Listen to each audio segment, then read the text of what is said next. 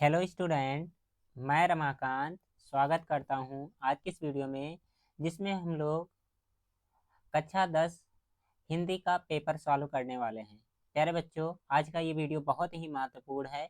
आज का ये वीडियो देखने के बाद में एकदम अच्छे तरीके से आपको हर एक क्वेश्चन याद हो जाएंगे और सारे क्वेश्चन जो मैं सॉल्व करवा रहा हूँ इसको आप लोग याद करके रखिएगा, क्योंकि एग्जाम में बिल्कुल ऐसे ही प्रश्न आते हैं। ठीक है, और ये प्रीवियस ईयर का पेपर है, तो आप लोग इसको बहुत अच्छे तरीके से जरूर सॉल्व करिएगा। तो चलो स्टार्ट करते हैं क्लास और समझते हैं हम लोग क्वेश्चंस को। सबसे पहले शुरुआत में आपको निर्देश देखने को मिलेंगे, क्वेश्चन पेपर जो रहेगा, और निर्देश में जो जो चीज़ें हैं, ठीक है, मैं उसको आपको पढ़ करके समझा रहा हूँ और आप लोग ध्यान से देखिएगा। जैसे सबसे पहले आपको लिखना होगा यहाँ पर अनुक्रमांक, इसके बाद में यहाँ पर आपका नाम होगा। ठीक है, और जस्ट इधर देखेंगे आप लोग लिखा गया 801 HA, ये पेपर का कोड है, और यहाँ पर लिखा गया कौन से ईयर 2024 हिंदी का पेपर है। ठीक है, अब इसमें निर्देश क्या दिए गए हैं इसको चलो हम लोग पढ़ लेते हैं एकदम अच्छे तरीके से। पहला कंडीशन, प्रारंभ में 15 मिनट जो दिया गया है परीक्षार्थियों को प्रश्न पत्र पढ़ने के लिए निर्धारित है। ठीक है, तो 15 मिनट क्या करेंगे आप लोग, क्वेश्चन पेपर देख सकते हैं, पढ़ सकते हैं। दूसरा कंडीशन, सभी प्रश्न करना अनिवार्य है। इसके बाद में तीसरे वाले कंडीशन में, यह प्रश्न पत्र दो खंड, खंड आ तथा खंड बा में विभाजित है। मतलब ये जो पेपर है दो खंडों में विभाजित होगा, पहला खंड आ होगा, दूसरा बा होगा। खंड आ में 20 बहुविकल्पीय प्रश्न है। ठीक है, और ये जो बहुविकल्पीय प्रश्न है इनका आंसर क्या करना है आपको, OMR शीट पर नीले या काले पेन से देना है। ठीक है, उसके बाद आगे वाला कंडीशन, खंड आ के बहुविकल्पीय प्रश्न हेतु प्रत्येक प्रश्न के लिए एक अंक निर्धारित है। मतलब जो बहुविकल्पीय प्रश्न 20 हैं, ठीक है, वो सभी एक एक नंबर के हैं, उसमें कोई नकारात्मक यानी कि निगेटिव मार्किंग नहीं है। निगेटिव मार्किंग नहीं है तो आप लोग सभी क्वेश्चन का आंसर दे सकते हैं, कोई दिक्कत नहीं है। आगे का कंडीशन, OMR शीट पर उत्तर देने के पश्चात संबंधित गोले को काटे नहीं तथा इरेजर एवं वाइटनर का प्रयोग न करें। जैसे क्या होता है, बहुत से बच्चे उस पर जो OMR शीट होता है उस पर खुर्च उर्च देते हैं, तो वो सब आपको करने के लिए मना किया गया है। इसके बाद में आगे कह रहा है, प्रत्येक प्रश्न के सम्मुख उसके निर्धारित अंक दिए गए हैं। मतलब जो प्रश्न जितने नंबर का होगा उसके बगल में जस्ट लिखा गया है। खंड बा वर्णात्मक प्रश्न होगा। ठीक है, और ये कितने 50 नंबर के होंगे। आपको कहा गया है कि खंडवा में जितने भी प्रश्न दिए गए हैं इनको क्या करना है, क्रम अनुसार करना है। ठीक है, यथासंभव जैसा हो सकते हैं, और जो प्रश्न ना आ रहा उसको क्या कर सकते हैं आप लोग, छोड़ सकते हैं, उसको बाद में आप लोग करिएगा, टाइम वेस्ट उस पर नहीं करना है। अब खंड यहाँ से आ स्टार्ट हो रहा है। खंड आ में क्या होंगे, बहुविकल्पीय प्रश्न। पहला बहुविकल्पीय प्रश्न यहीं से स्टार्ट हो रहा है। जल्दी से देखिए, बताइए क्या होगा इसका आंसर। आप लोग जूम कर दूं मैं क्या इसको, वैसे तो क्लियर दिख रहा होगा, ऐसा उम्मीद कर रहा हूँ मैं। फिलहाल फिर भी आप लोग के लिए मैं जूम कर दिया हूँ। कह रहा, शुक्ल युग के लेखक नहीं है, कौन नहीं है, जयशंकर प्रसाद नहीं है, प्रेमचंद्र नहीं है, या रामचंद्र शुक्ल नहीं है, अभरतेन हरिश्चंद्र नहीं है। कौन नहीं है, जल्दी से आप लोग बताएंगे। तो आप लोग क्या कहेंगे, जयशंकर प्रसाद शुक्ल युग के हैं, प्रेमचंद्र जी भी हैं, उसके बाद में रामचंद्र शुक्ल भी हैं, हरिश्चंद्र जो जी हैं, ठीक है, भारतेंद्र हरिश्चंद्र, ये नहीं है। और हमें नहीं ढूंढना है, तो इस क्वेश्चन का कौन सा जो दिया गया है डी ऑप्शन सही आंसर हो जाएगा। ओके, क्लियर है सभी को। आगे बढ़ जाएं अगले क्वेश्चन की तरफ, अगर जो यहाँ तक आपको क्लियर हो तो। आगे बढ़ेंगे अगले क्वेश्चन की तरफ और आप लोग बताएंगे इसका क्या आंसर होगा। इसको मैं थोड़ा सा जूम कर दे रहा हूँ आप लोग के लिए। नहीं होगा क्या, लग रहा है सही है। चेक करके बताओ क्या क्लियर दिख रहा है ये। हाँ, क्लियर दिख रहा है। दूसरा क्वेश्चन है, इसका आंसर क्या होगा आप लोग जल्दी से बताएंगे। पूस की रात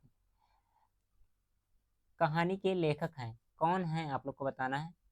जयशंकर प्रसाद, प्रेमचंद, या फिर सुदर्शन, या फिर यशपाल। तो आप लोग को बहुत अच्छे तरीके से मालूम होना चाहिए कि प्रेमचंद्र जी पूस की रात के लेखक हैं। ठीक है, इसका कौन सा जो दिया गया है बी ऑप्शन सही आंसर हो जाएगा। फिर इसके बाद में आगे का क्वेश्चन, ये क्या हो रहा है, एक मिनट रुकिए। हाँ सही है, चलो देखिए तीसरा क्वेश्चन और बताइए इसका क्या आंसर होगा आप लोग। सिंदूर की होली के नाटककार हैं, कौन है, जयशंकर प्रसाद, राम कुमार वर्मा, लक्ष्मी नारायण मिश्र या फिर हरिकृष्ण प्रेमी? तो आप लोग क्या कहेंगे? लक्ष्मी नारायण मिश्र, यानी कि इस क्वेश्चन का जो दिया गया सी ऑप्शन सही आंसर होगा। आगे 4 नंबर क्वेश्चन, इसको पढ़ो और बताओ इसका क्या आंसर होगा। रूस में 25 मार्च यात्रा के लेखक हैं, कौन है? डॉक्टर नागेंद्र या फिर प्रभाकर माचवे, उसके बाद में रामवृक्ष मैनपुरी या फिर राहुल संख्यांतरण? क्या होगा इसका आंसर? जल्दी से आप लोग बताएंगे। जिन बच्चों को आंसर आ रहा बताते हुए चलिए, जिनको नहीं आ रहा कोई दिक्कत नहीं, ध्यान से समझेंगे। हर एक क्वेश्चन आप लोग के लिए बहुत ही इंपॉर्टेंट है, क्योंकि ये प्रीवियस ईयर में पूछे जा चुके हैं। तो यहाँ पर कौन सही हो जाएगा? जो दिया गया है राहुल संख्यान, ठीक है, इस क्वेश्चन का जो दिया गया है डी ऑप्शन सही आंसर हो जाएगा। आगे 5 नंबर क्वेश्चन, माटी हो गई सोना स्मरण के लेखक हैं, कौन है? आप लोग को बताना है। कन्हैयालाल मिश्र प्रभाकर या फिर देवेंद्र सत्यार्थी, उसके बाद में लिखा गया है माखनलाल चतुर्वेदी, उसके बाद में रामवृक्ष वैनपुरी। क्या होगा इसका आंसर? जल्दी से आप लोग बताएंगे। अगर जो आप लोग को आंसर आ रहा तो जल्दी से बता दीजिए क्या होगा। तो यहाँ पर क्या हो जाएगा? सही आंसर की बात की जाए तो कन्हैया लाल मिश्र प्रभाकर, ए ऑप्शन सही आंसर होगा। आगे इसके बाद में 6 नंबर क्वेश्चन देखिए, कहाँ चला गया 6 नंबर क्वेश्चन? यहाँ पर मैं इसको थोड़ा सा जूम कर दे रहा हूँ।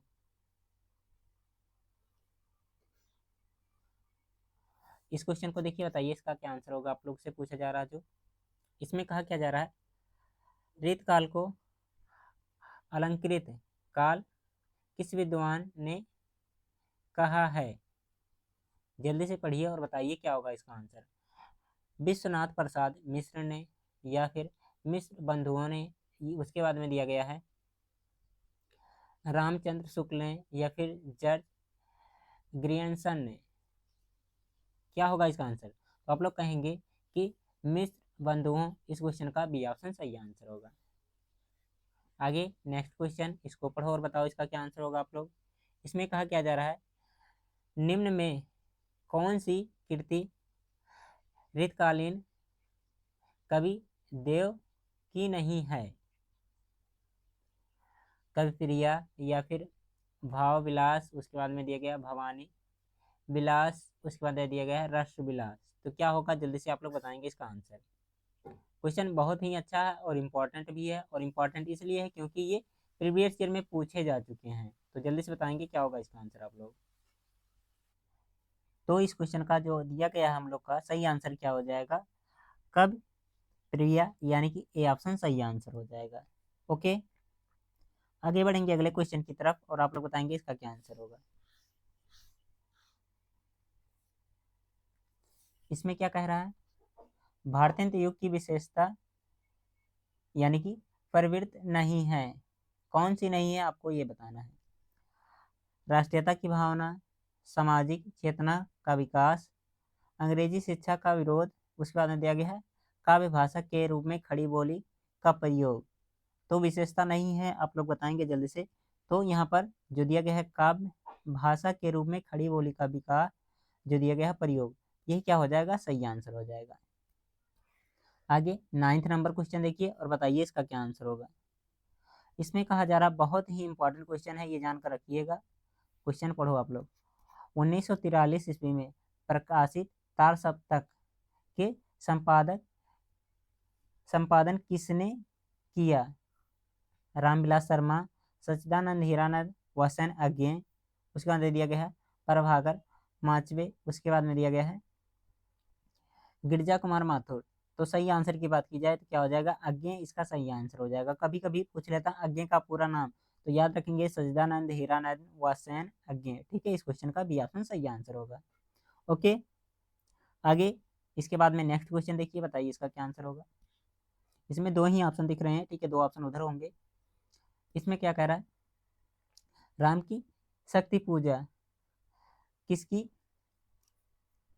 रचना है? एक ही ऑप्शन दिख रहा है, 3 ऑप्शन उधर दिए गए हैं। सूर्यकांत त्रिपाठी निराला, उसके बाद में इधर दिए गए हैं ऑप्शन, इनको भी देख लीजिए, हो सकता है आपका मान बदल जाए, ठीक है। जयशंकर प्रसाद, उसके अंदर दिया गया है राम नरेश त्रिपाठी महादेवी वर्मा। तो सही आंसर की बात की जाए तो यहाँ पर क्या हो जाएगा, इधर कहाँ है, सूर्यकांत त्रिपाठी निराला। ए ऑप्शन इसका सही आंसर हो जाएगा 10 नंबर क्वेश्चन का। आगे बढ़ेंगे अगले क्वेश्चन की तरफ। यहाँ पर एक पंक्ति दिया गया है, ठीक है, इस पंक्ति को पढ़ करके बताना उपरोक्त में से कौन सा रस है। दिया गया है हाथी जैसी देह, गैंडे जैसी खाल, ठीक है, तरबूजे जैसी खोपड़ी, उसके अंदर दिया गया खरबूजे जैसी गाल, ठीक है। उपरोक्त पंक्ति में कौन सा रस है, तो जल्दी से पढ़िए और बताइए क्या होगा इसका आंसर। वीर रस है, करुण रस है, श्रृंगार रस है, या हास्य रस है। इसको पढ़ने पर क्या हंसी आ रही है ना, हंसी टाइप का है। हाथी जैसी देह बता रहा है और गैंडे जैसी खाल, ठीक है, तरबूजे जैसी खोपड़ी और खरबूजे जैसी खाल। तो ये हास्य रस हो जाएगा इस क्वेश्चन का कौन सा जो दिया गया है, डी ऑप्शन सही आंसर हो जाएगा। आगे फिर से एक पंक्ति दिया गया है, इसको पढ़ करके आपको बताना इसमें कौन सा अलंकार है, ठीक है। तो जल्दी से पढ़ो और बताओ आप लोग क्या होगा इसका अलंकार कौन सा। तो यहाँ पर अलंकार की बात की जाएगी तो कौन सा अलंकार हो जाएगा हम लोग का उत्प्रेक्षा अलंकार, ठीक है। सी ऑप्शन सही आंसर हो जाएगा। आगे फिर से एक पंक्ति दे दिया गया है और इसमें पहचानना है क्या इसमें छंद कौन सा है, ठीक है। यहाँ पर पहला ऑप्शन दिया गया सोरठा, उसके अंदर दिया गया दोहा। एक बार पढ़ लीजिएगा इस पंक्ति को आप लोग और आगे ऑप्शन देख लीजिए कौन सा दिया गया है। रोला और कुंडलिया दिया गया है। तो क्या होगा इसका आंसर जल्दी से बताएंगे, इधर देख लीजिए। तो यहाँ पर जो दोहा दिया गया है ये किसका एग्जाम्पल है, सोरठा का है, ठीक है। मैं मिटा दूं इसको, हाँ ये सोरठा हो जाएगा, ए ऑप्शन सही आंसर होगा इसका। आगे अब देखिए इसमें क्या है 14 नंबर क्वेश्चन में, निम्नलिखित में से किस शब्द में अनु उपसर्ग का प्रयोग नहीं हुआ है। अब यहाँ पर 4 शब्द दिए गए हैं, इसमें उपसर्ग अनु कौन सा नहीं आ रहा, किसमें नहीं आ रहा वही आपको बताना है। तो यहाँ पर जो दिया गया है सी ऑप्शन सही आंसर हो जाएगा क्या, अनुत्तीर्ण, ठीक है। इसमें अनु अपसर्ग का प्रयोग नहीं हुआ है। आगे नीलकंठ सम शब्द जो दिया गया है सम पद, इसमें प्रयुक्त समास कौन सा है, समास आपको बताना है। पहला दिया गया है क्या लिखा गया, द्वंद्व लिखा गया, क्या द्वंद्व लिखा गया है, बहुवीर्य लिखा गया है, द्विगु लिखा गया है, उसके बाद में अव्ययी भाव लिखा गया है। क्या होगा इसका आंसर जल्दी से बताइए आप लोग। तो नीलकंठ में क्या हो जाएगा, ये हो जाएगा बहुवीर्य समास हो जाएगा। आगे इसमें क्या कह रहा है, बादल का पर्यायवाची शब्द नहीं है, ठीक है। नीरद दिया गया है, अम्बुद दिया गया है, जलद दिया गया है, उसके बाद जलज दिया गया है। क्या होगा इसका आंसर आप लोग बताएंगे, क्या हो जाएगा, जलज इसका सही आंसर हो जाएगा। जलज क्या होता है, ये आपका बादल का पर्यायवाची नहीं होता, ये होता है कमल का पर्यायवाची, ठीक है, कमल का जलज होता है। हाँ एक चीज याद रखिएगा, जहां पर दा देखने को मिलेगा, ठीक है, वो क्या होता है बादल का पर्यायवाची होता है, ठीक है, याद रखिएगा। दा दा दा तीनों में दिख रहा है ना, तो ये बादल वाला हो जाएगा। आगे अगला क्वेश्चन देखिए, यहाँ पर एक दिया गया शब्द, ठीक है, इसमें, ठीक है, मतलब इसका क्या होता है, तुम होता है। सर्वनाम शब्द का तृतीय एक वचन रूप है, मतलब इसका तृतीय एक वचन बताना है कौन सा होगा। तो क्या होगा, ये होता है त्वया, ठीक है। इसका जो दिया गया है बी ऑप्शन सही आंसर हो जाएगा। आगे बढ़ेंगे अगले क्वेश्चन की तरफ।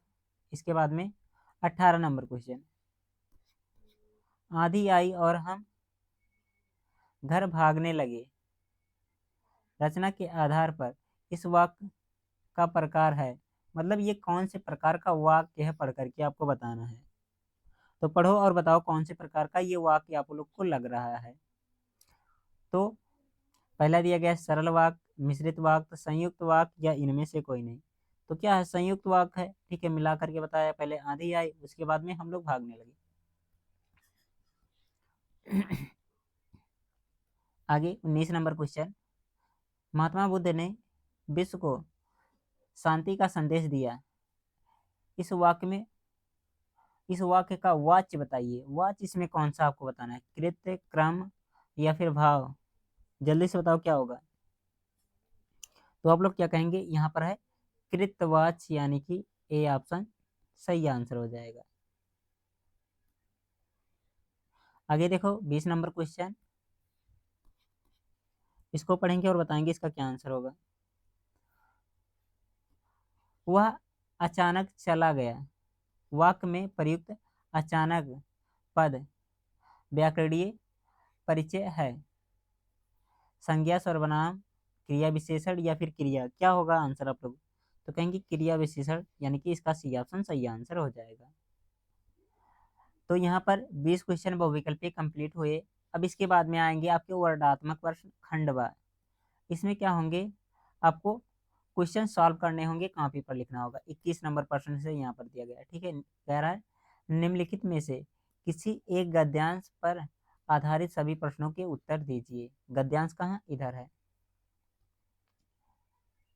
हाँ, अब ये गद्यांश दिया गया है, इसको पढ़ना है और यहाँ पर 3 प्रश्न दिए गए हैं, इनके उत्तर देने हैं, ठीक है। यहाँ पर लिखा गया है कुसंग का ज्वार सबसे भयानक होता है, ठीक है। अब ये पढ़ेंगे पूरा, और इसमें क्या पूछ रहा, जो ऊपर गद्यांश दिया गया इसका संदर्भ लिखिए, उसके बाद में जहां पर लाइनिंग की गई है, रेखांकित किया गया, उसका क्या करना, व्याख्या करना है, और कुसंग की तुलना किससे की गई है ये आपको बताना है, ठीक है। यहाँ पर 3 प्रश्न दिए गए हैं, ठीक है, सब 2-2 नंबर के होंगे शायद। देखिए नंबर लिखा गया है कि नहीं लिखा गया है, नहीं लिखा गया है, 2-2 नंबर का शायद होता ही है ये। तो इसका आंसर करना है। अगर जो नहीं आएगा तो क्या करेंगे, इसके नीचे दूसरा पैसेज है उसको भी कर सकते हैं। तो ये कौन से चैप्टर से है, आप लोग जानते ही होंगे, मित्रता चैप्टर से है, ठीक है। लेखक कौन है, रामचंद्र शुक्ल जी हैं। इसके बाद में आगे इसको देखिए, बताइए इसका क्या आंसर होगा आप लोग। ये ईर्ष्या के बारे में गया, तो मतलब ईर्ष्या वाला चैप्टर जो है, ईर्ष्या तू ना गई मेरे मन से, ठीक है, उस चैप्टर से है। और लेखक कौन है इसके, रामधारी दिनकर जी हैं। तो इसमें भी 3 प्रश्न दिए गए हैं, इन तीनों प्रश्नों को पढ़ना है और इनका उत्तर देना है, ठीक है। तो जो अच्छा लगेगा आप लोग कर लीजिएगा। इसके बाद में आप लोग का आएगा पद, ठीक है। पद में भी 2 पदों में से एक पद को पढ़ना है और उससे संबंधित उत्तर देना है, ठीक है। तो इसको आप लोग पढ़िएगा, और यहाँ पर रेखांकित कर दिया गया है इसको। ये तो हो गया है ना, ये फिर से कैसे आ गया यही। इधर देखिए, एक और गद्यांश पद्यांश दिया गया है, इसको पढ़ करके आप लोग को इससे संबंधित भी उत्तर देना है। चाहे नहीं मैं सुरबाला के गानों में गूथा जाऊं, ठीक है। आप लोग जान लीजिएगा कौन से चैप्टर का, इसका नाम क्या है, इसका संदर्भ कैसे करेंगे, और जो दिया गया है लाइनिंग खींचा गया, इसकी व्याख्या कैसे होगी, ठीक है। अच्छे से तैयार करिएगा, बहुत ही इंपॉर्टेंट ये सारे के सारे चैप्टर हो जाते हैं आप लोग के लिए। आगे आएगा संस्कृत, ठीक है। संस्कृत में क्या आपके रहेंगे, आपके 2 यहाँ पर भी गद्यांश लिखे होंगे, ठीक है। और इनमें से क्या करना होगा, एक का आपको अनुवाद करना होगा, ठीक है। जैसे यहाँ पर ये देख लीजिए, इस गद्यांश को आप लोग एकदम भली भांति पढ़ लीजिएगा और अनुवाद करना सीख लीजिएगा। अगर जो ये नहीं आएगा तो इसके ऑप्शन में भी दिया होता है। ऑप्शन में कौन है, मैं दिखा रहा हूँ, 1 मिनट रुकेंगे, हाँ ये दिया गया है। इसका भी आप लोग को आंसर नहीं करना है, बस केवल अर्थ लिखना है जितना दिया गया है। इसके बाद में पद्यांश भी इसी तरह से संस्कृत का भी रहेगा, श्लोक जिसको कहते हैं आप लोग। इसमें भी 2 दिया गया है, एक तो ये, दूसरा ये। अब इन दोनों में से कोई एक करना होगा, ठीक है। जिसको आप लोग को आसान लगेगा उसको एकदम अच्छे तरीके से संदर्भ सहित इसका अनुवाद लिखना है, संदर्भ भी करना और अनुवाद भी करना है। तो आप लोग के लिए बहुत ही महत्वपूर्ण हो जाएगा। इसके बाद में यहाँ पर आप लोग का आ गया, अपने पठित खंड काव्य के आधार पर निम्नलिखित में से क्या करना है, इनका उत्तर देना है। तो आप लोग जो भी पढ़े हैं, ठीक है, जो भी आपके पाठ्यक्रम में है उसको आप लोग उसका आंसर करना है। जैसे मुक्ति दूत, ठीक है, उसके बाद में ज्योति जवाहर, ठीक है, जो कुछ भी होगा आपके सिलेबस में उसको आप लोग देख लीजिएगा। अगर जो नहीं पता चल रहा है कि आप में क्या है, तो एक बार कमेंट बॉक्स में लिखिएगा कि आप लोग कहाँ से हैं, कौन से स्टेट डिस्ट्रिक्ट से हैं, ठीक है। तो मैं आपको बता दूंगा कि आप लोग के लिए कौन है।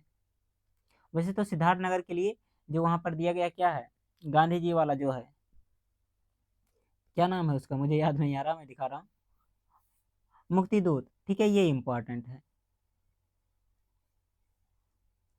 आगे वही दिया गया क्वेश्चन, चार छा जा करके, मतलब अलग अलग स्टेट, मतलब जिले के लिए होता हुआ।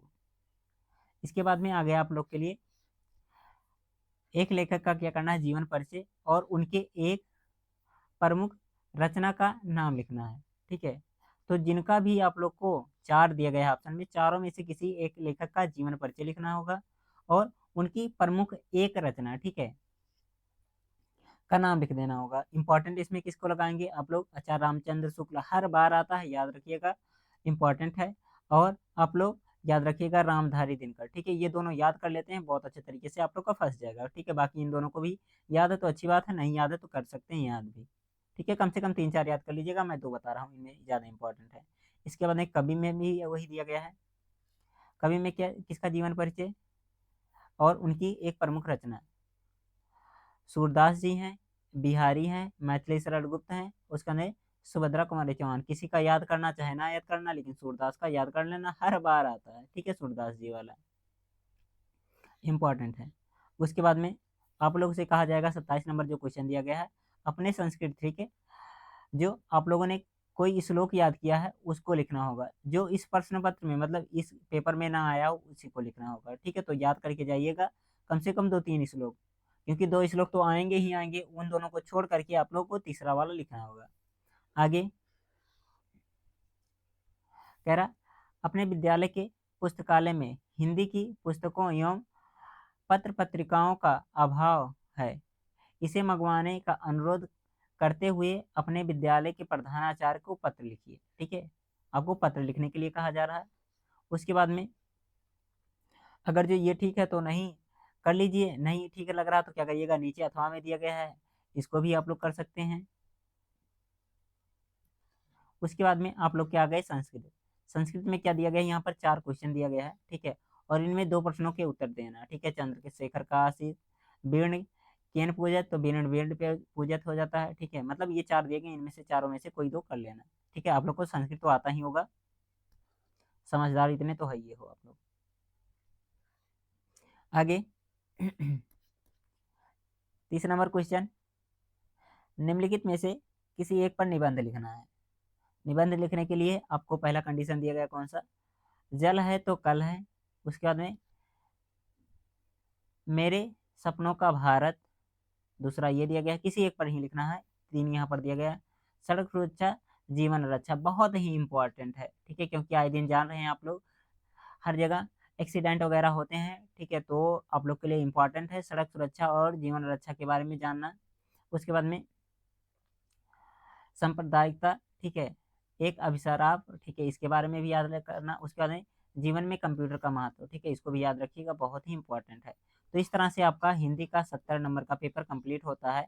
आप लोग इस पेपर को कितने नंबर ला सकते हैं, इस पेपर को सॉल्व करने के बाद में एक बार कमेंट करके बताइए। ये है 2024 का पेपर।